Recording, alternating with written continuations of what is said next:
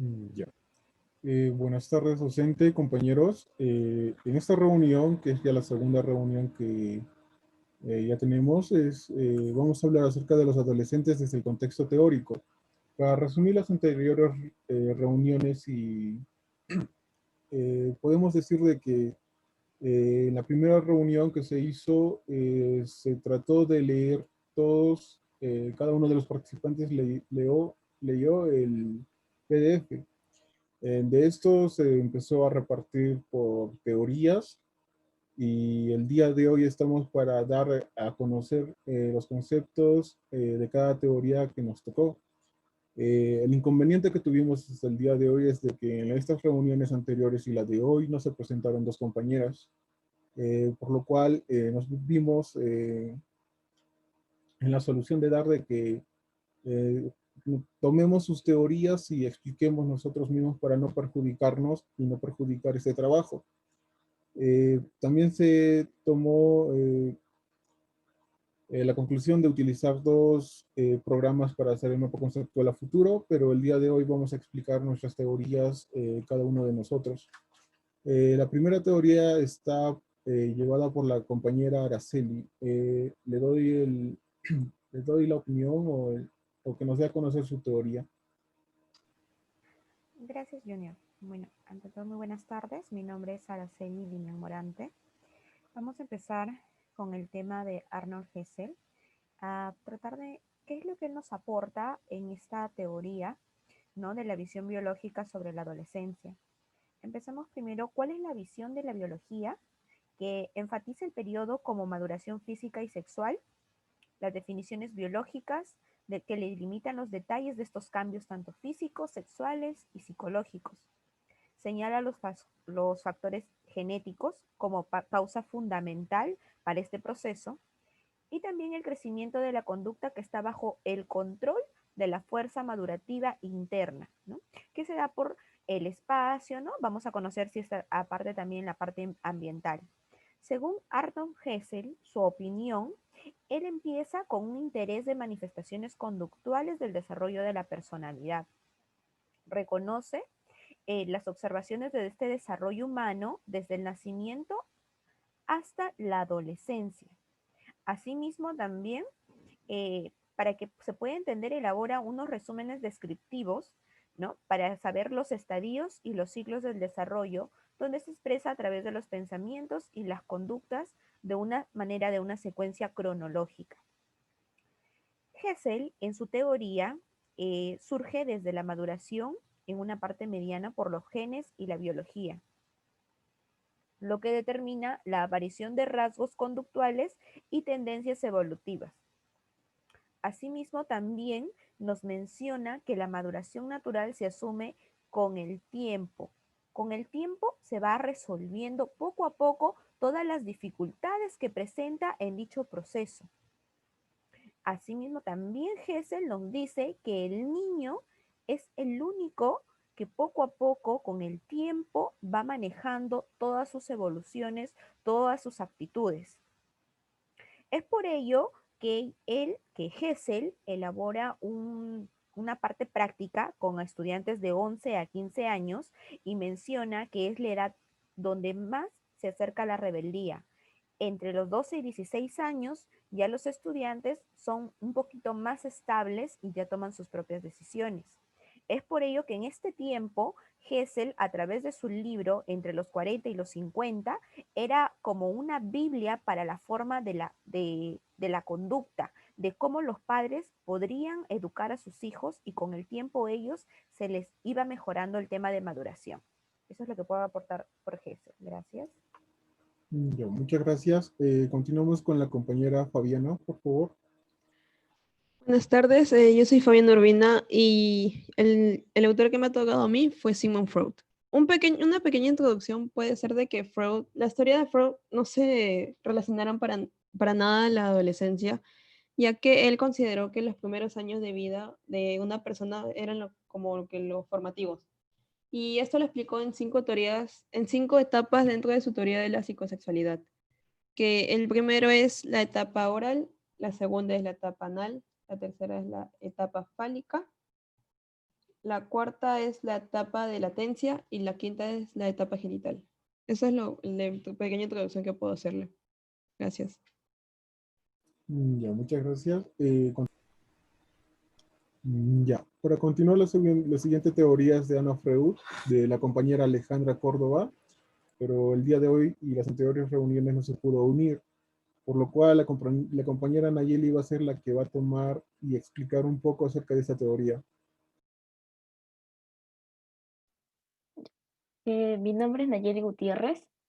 A mí me tocó hablar sobre Anna Freud, donde la base de su teoría fue centrada en el proceso del desarrollo del adolescente y los cambios que procura la pubertad en ellos, teniendo como punto clave los conflictos internos, el desequilibrio psíquico y la conducta errática que pueda generar y plasmarse acorde a sus comportamientos. Ya, muchas gracias. Para continuar, el compañero Alfredo nos va a hablar un poco de su teoría de Erickson, por favor. Buenas tardes, mi nombre es Alfredo Malgar y a mí me ha tocado hablar acerca de la teoría de Erickson. Este autor nos habla de la teoría de la identidad del yo, donde la tarea del individuo es adquirir una identidad individual positiva a medida que va avanzando de etapas. Son 8, en las cuales las ha dividido este autor. La primera sería la infancia, la segunda sería la niñez temprana, la tercera la edad del juego, la cuarta la edad escolar, la quinta la adolescencia, la edad adulta, madurez y vejez.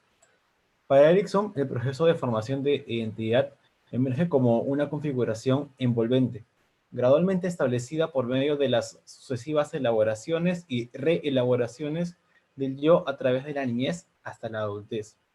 Él considera que hay 7 conflictos principales en la etapa de la adolescencia.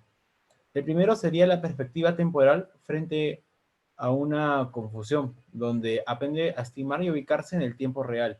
La segunda sería la seguridad en uno mismo frente a avergonzarse de sí mismo.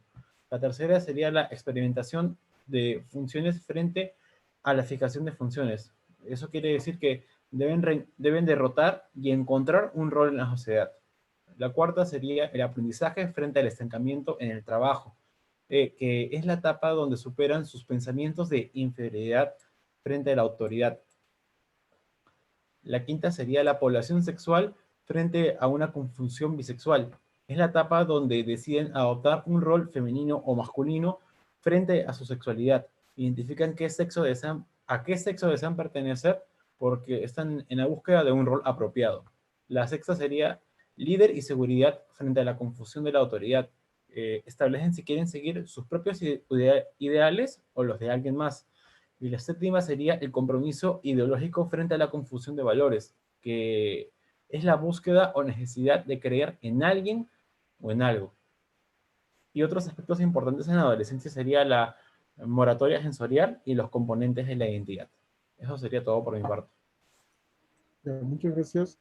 Para continuar, la compañera Nayeli nos va a hablar acerca de su teoría que le tocó, por favor. Sí. Bueno, ahora me toca hablar sobre el autor Robert Habigors. Habigors nos habla sobre la teoría de las tareas evolutivas, donde destaca especialmente sobre los adolescentes. Esta teoría de la tarea evolutiva es ecléctica combinando conceptos previamente desarrollados y se considera estas tareas como útiles para el desarrollo y la educación del adolescente. Y las tareas evolutivas son habilidades, conocimiento, funciones y actitudes que la persona tiene que adquirir en ciertos momentos de su vida, mediante 3 puntos importantes, que son la maduración física, las expectativas sociales y el esfuerzo personal. Y además el dominio de cada teoría del desarrollo en el adolescente genera madurez, mientras que el fracaso provoca ansiedad, inmadurez y desaprobación social. Estas tareas que propone Habigos son 8 y son aceptar el propio físico y utilizarlo de manera eficaz. La segunda es formar relaciones nuevas y más maduras. La tercera es adoptar un rol sexual social masculino, femenino. el saber qué es una mujer y qué es un hombre. La cuarta sería alcanzar independencia emocional. La quinta sería prepararse para una profesión. La sexta, prepararse para la vida en matrimonio. Y la séptima, desear y lograr una conducta social, socialmente responsable. Y la última, adoptar un conjunto de valores y un sistema ético como guía de la conducta. Ya. Muchas gracias. Para continuar con la siguiente teoría, doy paso a la compañera Nicole.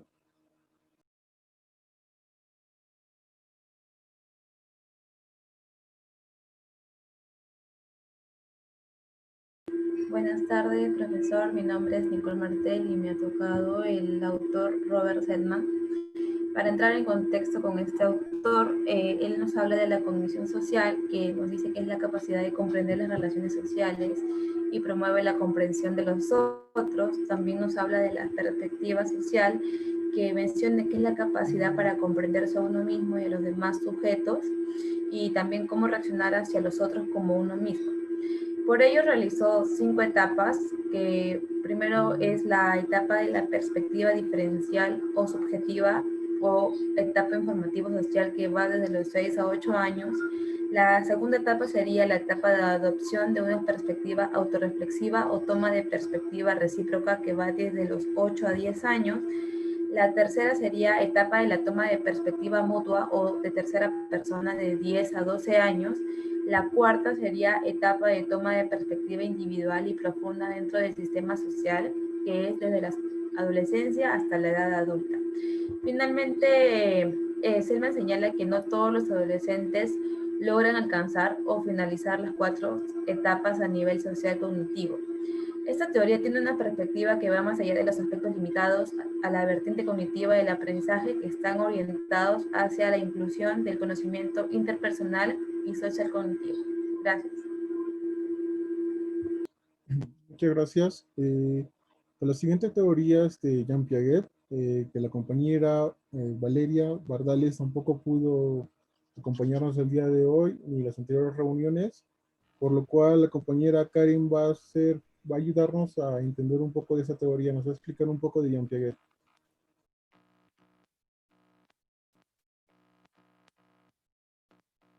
Mi nombre es Karen Mazzoni, yo les voy a hablar un poco desde el enfoque cognitivo. Jean Piaget nos va a explicar un ratito.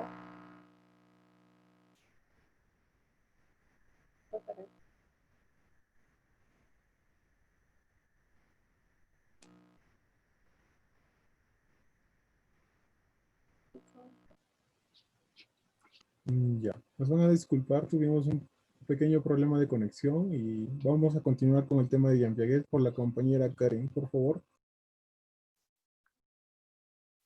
Mi nombre es Karen Mazzoni y yo les voy a hablar un poco desde el enfoque cognitivo. Jean Piaget nos va a explicar cómo es que desde el nacimiento uno adquiere aprendizajes y va a dividir ese aprendizaje en 4 etapas. La etapa sensorial, que es desde el nacimiento hasta los 2 años, luego la etapa preoperacional desde los 2 años hasta los 7, la etapa operacional concreta desde los 7 hasta los 11 años y la etapa operacional formal de los 11 en adelante. Gracias. Ok, muchas gracias, compañera Karen. Para la siguiente teoría, la compañera Caroline, por favor.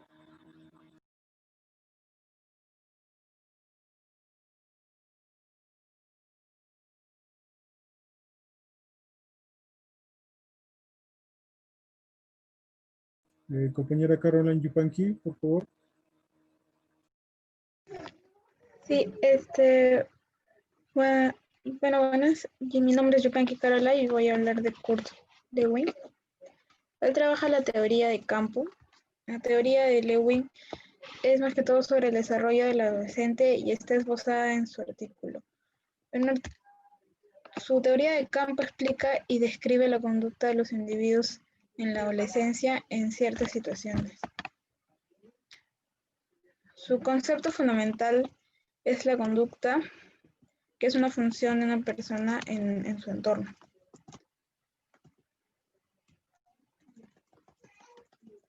De acuerdo con Levin, la adolescencia es un periodo de transición durante el cual los miembros de un grupo cambian desde la niñez a la edad adulta.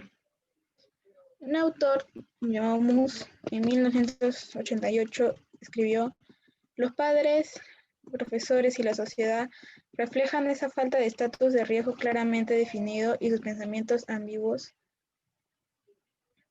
que se hacen obvios cuando tratan al adolescente como un niño en un momento dado y como un adulto en otras situaciones difíciles. El adolescente está en un estado de confusión social yendo hacia un cambio social y psicológico. Él también trabajó lo que es la visión cognitiva sobre la adolescencia. La cognición del acto proceso de conocer. El énfasis no se pone sobre el proceso por el cual adquiere la información, sino la actividad mental o el pensamiento implicado en el conocimiento. Y también trabajó el adolescente como un hombre marginal. Durante la niñez y la edad adulta, los adultos y los niños no se contemplan como grupo relativamente separado. El individuo niño y el adulto están seguros de permanecer a su respectivo grupo, mientras que en la adolescencia se considera que el adolescente permanece a un solo grupo de solapamiento entre la región de los niños y la de los adultos, permaneciendo tanto en ambos o estando en medio de los grupos, y simplemente no permaneciendo a ninguno de ellos. Gracias. Ya, muchas gracias. Para continuar, yo voy a hacer la teoría del modelo ecológico. Mi nombre es Junior Mamani. Yo les voy a hablar acerca del modelo ecológico. La visión ecológica, modelo ecológico, viene a ser en cómo el adolescente se va a desenvolver en múltiples contextos. Es decir, lo más pequeño esencial que vendría a ser el núcleo familiar, la comunidad o contexto social y dentro de un determinado país, entre otros. Los adolescentes en su momento de crecimiento o desarrollo se va a ver influenciado por diferentes tipos de contexto, ¿no? Tanto familiar, social y todo esto. Entonces, de acuerdo a esto, el autor que me tocó es Urien Borfenberg, y en la cual él trata de decir de que existen diferentes tipos de sistemas, ¿no? El primer sistema que él propuso es el microsistema, que vendría a ser el origen del desarrollo del adolescente. Es decir, que aquí el niño o el adolescente va a interactuar con sus padres, sus amigos, las escuelas, sus vecinos y todo esto, en la cual podríamos decir de que son contactos directos que vayan a tener el niño, ¿no? Desde su crecimiento hasta llegar a la muerte, ¿no? En su contacto social. El siguiente vendría a ser el mesosistema, que vendría a ser muy similar que el microsistema, ya que en estas van a interactuar tanto el microsistema como el mesosistema. Aquí se va a diferenciar, ¿no? El grupo más que todo un poco más externo, aparte del núcleo familiar, también podemos decir los amigos, la escuela, el hogar, todo esto va a influenciar en cómo va a crecer y se va a desarrollar el adolescente. El siguiente podría ser el exosistema, que en aquí ya el adolescente va a tener un papel más amplio, ¿no? En aquí ya se va a hablar acerca de toda una parte por ejemplo, de un vecindario, ¿no? Es decir, de que el adolescente se va a desarrollar en un vecindario con otros adolescentes. También podríamos decir, ¿no? De que un grupo de trabajo también, ¿no? O sea, un adolescente que vaya a empezar a trabajar se va a acoplar a ese grupo de trabajo, ya que quizás van a tener ciertas actitudes o comportamientos y de acuerdo a esto va a afectar en el desarrollo que vaya a tener el adolescente. Es decir, que va a influenciar tanto en el microsistema como en el mesosistema. Por decir así, que un adolescente tenía buenas actitudes, buen comportamiento dentro del microsistema y el mesosistema, pero en el exosistema va a salir, ¿no? Va a salir de su zona de confort a moldar nuevos o adquirir nuevos comportamientos. Para terminar, el último punto que es el macrosistema vendría a ser un conjunto ya más grande, ¿no? Vendría a ser la ciudad, el país, quizás, ¿no? El continente donde este se va a desarrollar. Aquí ya va a influenciar las costumbres de dichos lugares, o sea, es decir, de que una persona tanto que podríamos decir un ejemplo de Perú, ¿no? Que tiene 3 ecosistemas, el comportamiento de estos tres ecosistemas de una persona, podríamos decir que va a ser muy diferente del comportamiento de una persona de la costa, de la sierra o de la selva. Se va a diferenciar en sus costumbres, en sus hábitos, en su manera de hablar, comportarse y todo esto. Eso sería todo. Doy pase a mi compañera Odalis para que nos hable del siguiente, la siguiente teoría. Buenas tardes, soy Odalis Silva y voy a hablar sobre Albert Bandura y la teoría del aprendizaje social. Bandura destaca que los niños aprenden por medio de la observación de la conducta de otros e imitando ese patrón. Respecto al modelo y conducta agresiva, Bandura mostró que un número de factores en el hogar contribuyen a la conducta agresiva de los chicos. Asimismo, señaló que el desarrollo de la conciencia de los chicos agresivos difiere de los menos agresivos. Este autor amplió la idea del papel de refuerzo con el reforzamiento vicario y el autorreforzamiento. También menciona que en esta etapa los profesores y los padres de familia juegan un rol importante, ya que estos son los mejores encargados de fomentar valores morales y la conciencia social. La teoría social cognitiva se amplió al incluir el papel de la cognición. Se dice que son los individuos quienes determinan sus propios destinos eligiendo sus entornos futuros. También se destaca que los individuos pueden controlar los sucesos que afectan a sus vidas. Gracias. Ya. Para continuar y finalizar, la última teoría nos va a explicar la compañera Karen, por favor. Bueno, para finalizar les voy a hablar un poco sobre lo que nos dicen Margaret Mead y Ruth Benedict. Ellos tienen una visión antropológica de la adolescencia. Nos van a hablar de las teorías del determinismo cultural y relativismo cultural. ¿Esto qué quiere decir? Que el medio sociocultural va a ser el que va a influir en la dirección del adolescente y cómo van a tomar ellos el ingreso a la vida adulta.